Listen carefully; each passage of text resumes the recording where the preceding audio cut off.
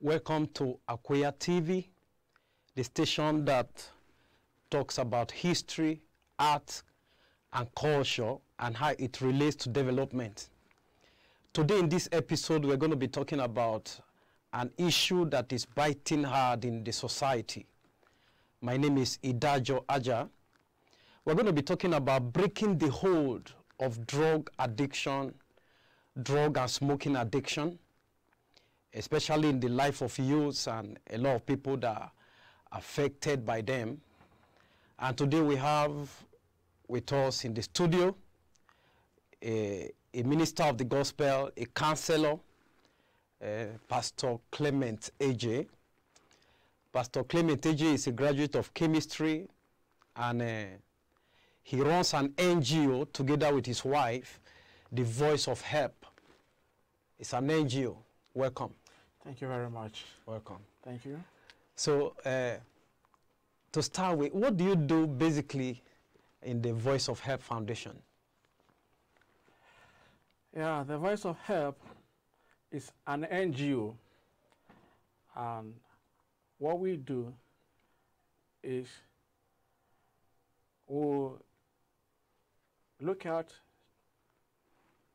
for youths, teenagers, that are having the challenges, the problems of drug addiction, and we see how we help them out of that problem.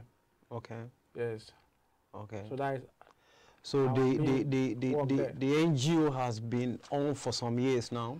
Yes, the NGO started in 2016. Okay. Yes. Okay. So let's go into what we have to talk about. What are the real causes in your research, and then in your operation in the NGO? What do you think are the causes of this drug addiction and then the smoking of Indian hemp? Okay, from our research, we discovered that a lot of reasons are responsible for this addiction. One of them is peer pressure. Okay. We have also problem from family dysfunctional family. Yeah, dysfunctional family, right? Yes, dysfunctional family where the spouses are not staying together. That affect the children a lot. Okay. Also mental problems. Some have mental problems, that could lead them to drugs. Into drugs, smoking, and lack of understanding of life. Of basically. life. Yeah. What parents are supposed to do for their children. Proper tutelage, telling them what to do, what not to do, showing them early enough the consequences of some of these things. They were not told. Okay. And so they just went into them because they don't know. Okay. So in your work or in the NGO, how do you identify some of these youths? How do you reach them? Yeah, the common way you can see some of them on the road. Okay. By a bus stop.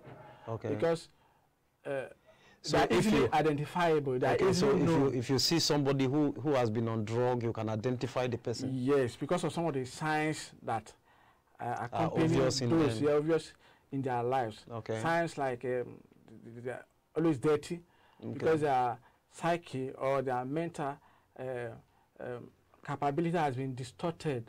So they don't understand differences between cleanliness and dirtiness, and so at times you see them wear any kind of clothes and appear very dirty. So you can easily identify this lady or this guy that is having a problem. Okay.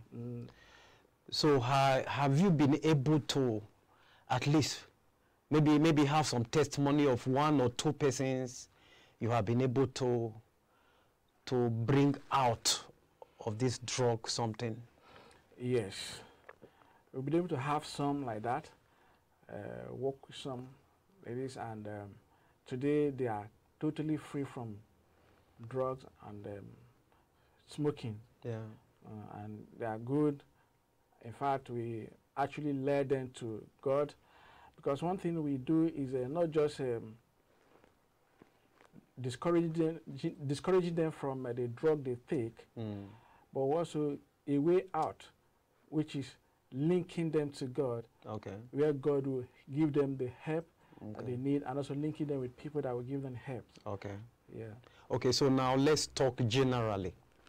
Now you're going to talk, what do you think the government should do, or maybe individual? Okay, we're going to be talking about the place of the government, the place of the church, the place of individuals, on how this menace can be curbed, the drug, because, you know, it is rampant in the society.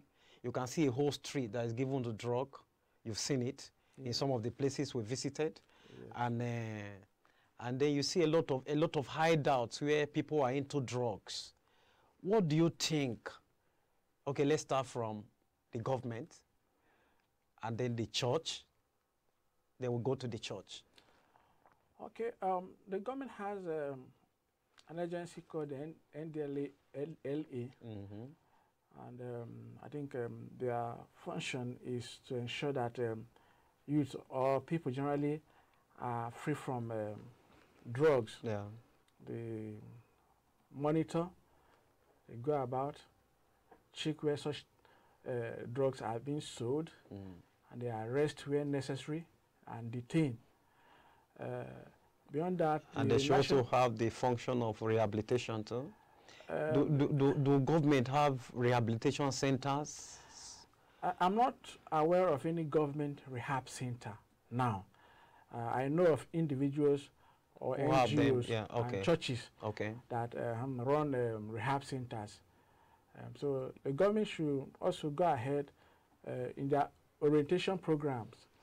They should be able to inform as regular as possible people on the need to leave drugs or to be drug free, because information matters a lot. Yeah. Information matters a lot. When people are not informed, they are easily deformed. Yeah. They don't even know that some of these things are wrong. So they need to know the implications, the consequences, that drug abuse is actually harmful. It has got harmful consequences. Can also lead to death. Yeah. And so many other effects. And then people who are into it takes easily to crime. Yes. In fact, most crimes that we have today, people that are involved are into serious crime. Sorry, into serious addiction, drug. They believe that when you take drugs, it will help you to go into this crime without fear, without considering another thing. Yeah. They have that, they get high. Okay. And they could just easily go and do that very thing. Yeah. So the normal sense is no longer there, where they will think of what will be the repercussion or not. Yeah. So, and I realized that some young children are introduced into drug, even from the secondary school, from primary school. I think the parents have a role. What do you say to the parents of some of these children? As I said earlier, the parents indeed have a very big role. They need to let the children know from early stage what these substances are and the effects on their lives. That on no reason should they take these drugs, either social or religious or whatever reason. Yeah. That they should just be very far from these drugs. Make them understand that these are the implications, the consequences. Because you know, you realize that from secondary school, some children are already being, initiated into cult, you know, and that is what they do basically in this cult. They smoke, they get into drugs to be able to carry out their activities, you know. So this drug and then cultism, I think they go hand in hand. Yes, it's part of, they go hand in hand, because when you take this drug, like I said earlier, you become high that your real mind is what distorted. Your conscience is what is distorted. You don't think like a normal human being. And that is why you can see that cause can go about, kill, just do things, unimaginable things. You imagine young people, boys in secondary school, just from secondary school, could just have that mind to do, because they're being controlled by something beyond them. Yeah, these substances, they don't think normally. Again, they are not in their right senses. Okay. So before we return to your NGO, what is the place, what is the church doing about drug addiction? Or what role should the church play? Yeah, it's something that the church should not shy away from, because it's happening in the society. So the church, I advise the church should look into it and make sure that they teach members, and particularly the youth, of the dangers of getting into drug or drug abuse. And in their manuals, in their preachings and other engagement, they should be able to. They should hit on it. Tell them, organize programs, seminars, so that they will know. Let them really know, because like I said earlier, if they don't know, they can easily abuse it. So I believe some churches are doing that, and they can also build a rehab center. Because I do know churches that have rehab centers. Where those that are already addicted to these substances, they can be taken to that place and corrected. But the rehab center should be for people that have been out of the drug, that have been brought out of the drug, and then they need to be normalized. They need to, you know, for them to be able to be reintegrated into the society.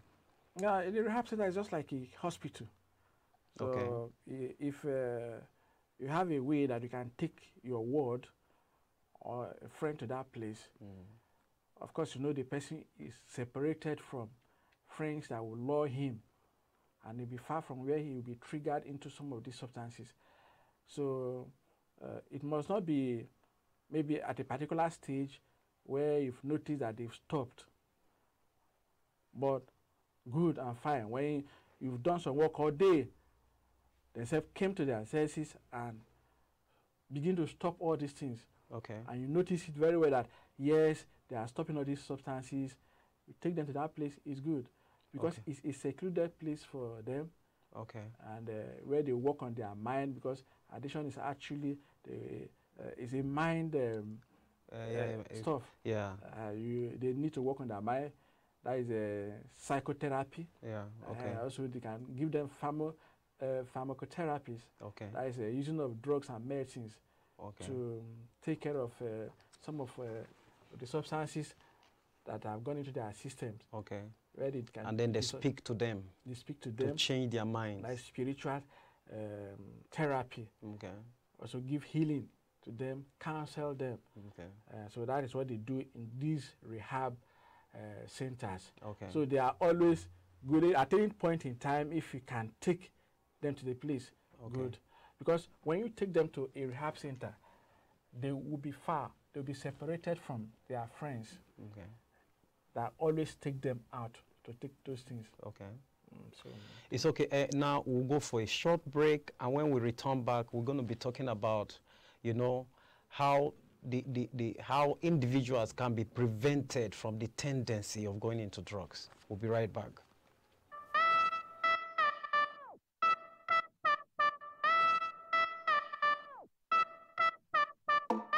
The way you do me, I'm getting confused. Hi, my name is Zita, and and you're watching Akweya TV. This is Akweya TV. I encourage you to watch it. This is where you get to hear and know about the Akweya people. Akweya TV.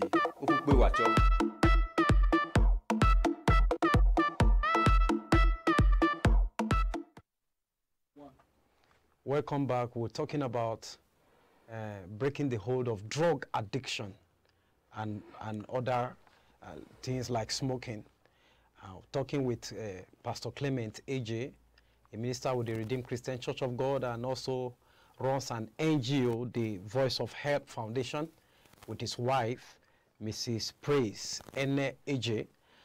We're talking, so before we went, I said we're going to be talking about, going to discuss on how to stop talking to individuals on how to avoid getting into drugs, because there are a lot of things that lead people into drugs, like depression,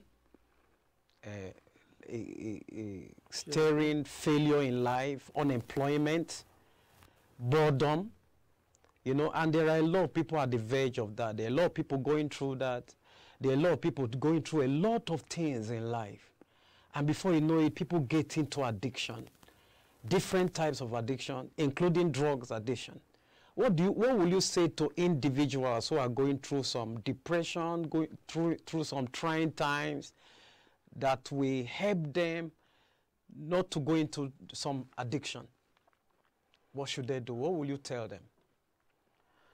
Yeah, I will let them know that addiction is actually an affliction. Okay. And a way out of whatever they are going through today is not getting going to addiction. Yes, or going to addiction of any kind, particularly the substance addiction, which of drug abuse. Because sometimes some people now get into drunkenness, and they become drunkards also. Yes, just like I said, you make them understand, as many you can come in contact with, that this is the way out, because they think that when they get drunk, the problem is solved, or they forget about the problem. But it's just at that moment. Sooner or later, maybe a question of hours, the drug or the wine, the effect is gone, it disappeared, and they return to the same problem. So if they want a permanent solution to whatever they are going through, depression, boredom, lack of employment, whatever happened to them, it is not by going into this drugs, or into an addiction, and all those addictions. Like I said earlier, they should take a stand, knowing that God, or that they cannot help themselves at that material time. They need help, and help can come from God. I believe God, as you rightly say, introduced me. I'm a minister of the gospel, so I believe we have a God that can help us. You can cry out to Him to help you, take away this challenge from you, this depression, this problem, overwhelming you in every front, that God should help you. You can also ask people for help. Many must have gone through what you are passing through today, and they have solutions to what you are going through. So when you open up to people, they have solutions that they can give you, that when you follow, you come out of that problem. But you know, one of the things we don't have in this country is we have people studying it. We have people who read counseling, guidance and counseling, or maybe psychology from the university. But I have not seen offices where there are psychologists, professional psychologists, or counselor that maybe one could walk into. Are there some office places like that maybe you want to talk to somebody? You are going through some stuff, apart from maybe church, or maybe to a pastor, or maybe an imam. Are there some professional psychologists, counselors, that somebody can just walk into and say, let me just pour out my heart? Do we have such services in this country? Not common. I won't say we don't have, but like in the developed world, you have such offices more, because they have more of that problems there. But in the kind of place we find ourselves, in Nigeria for instance, people don't even look at some of these cases as they are. They may even come and say it is spiritual. Be from witchcraft. They accrue everything to spirit, spiritual. Yeah. Like from somebody that's after you from village, and so that you just maybe go to a counselor and or a psychologist, and they'll just tell you this is a way out. And secondly, there's not much money in it yet. While everybody is struggling for money in our country today. Yeah. So if you open an office, for instance, to counsel people, how many people are you going to have in a day? How much are you going to make from there? If you say, okay, consulting a psychologist now is 10,000, 20,000, how many people are going to pay? So I think these are the reasons why it is not booming here. You don't have it like you have in the developed world. Yeah. Where we have some of this really operational is in schools. Not all secondary schools even have Ghana. And the secondary school is about guiding you to choose a course. Exactly. Although it's beyond that anyway. Yeah. If you go there, they give them counsels, especially people that from separated homes, people that are having such challenges from their home. But mostly it's about choosing a career. But if you go to the counselor with any problem, home problem, I think they should be able to help you out. Depression and all sorts. I think that is the challenge we have here now. Okay. So before we go, so how do you, in your NGO, how do you reach the parents? How do you reach out to these people? What do you do to reach out to them? Yeah, what we do is we have friends. Or maybe people get them to you? Yeah, we have friends and we tell them this is what we do. Okay. And if you know somebody, you can refer them to us. We take over from there and we'll follow up the person. Okay. And we'll work with the person, and after some time you will see changes in that person's life. Okay. So we'll make parents to understand that if you have, let me use the word stubborn child, get into an addiction and you don't know how to control, you can always reach us for these services. Okay. We will give to them, and we assure you with the help of God that they will get better. Okay, so in doing this, what has been your challenges? Maybe finances or other things? What has been the challenges?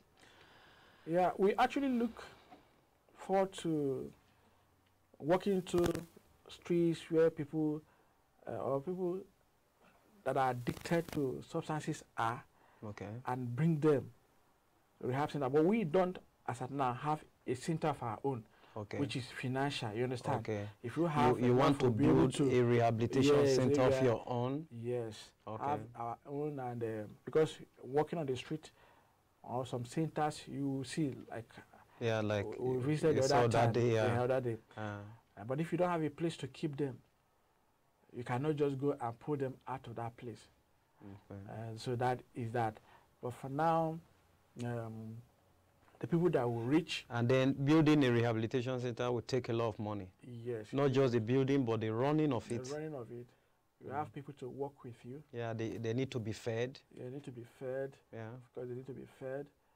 People that will manage the place need to be paid also, and other things. So it requires and then professionals who can handle them. Yes. You don't just pick anybody because maybe the person has passion. Though passion is very important, but if the person has a certificate in that field, it's better, because there are so many things you acquire through school, which is needed in running a rehab center. Okay. So it's okay. So before we go, what last word do you have for the society and the youths coming up? What counsel do you have for them? Yeah, the youth coming up, they need to understand that addiction, particularly substance addiction, drug smoking, is never, and it will never be the way out. Yeah. Okay. It can only make you high. That substance can only make you high at a particular time, and it can lead to so many harmful effects. Okay. Destroying your body physiologically, mentally, and otherwise can even lead to death. Because when you are high on these substances, you don't see well, you don't behave well. You lose so many things. Unable to focus on the job that you're doing, either at home or in school or work. Okay. So it has myriads of disadvantages. And for no reason should anyone deceive you into addiction. Okay. Because it doesn't pay. And you see many people that are addicted in prisons. Is it the place that you want to find yourself as a young person, to be in prison for life or for certain years? Because the addiction led them to take to crime. Yeah, crime and some things that they do is against society. Okay. You become a nuisance to your family, to the society at large. You bring pains to your parents that have spent so much in raising you. Okay. So for your own benefit and for the benefit of others, particularly your family, that is your parent and your siblings, keep away from drugs. Okay. So that you can have a normal life. All right. Yes. All right. Thanks for coming on this show. Welcome. We've been talking with Pastor Clement Ejeh, and for all our viewers out there, know that life is not a problem to be solved, but a gift from God to be enjoyed.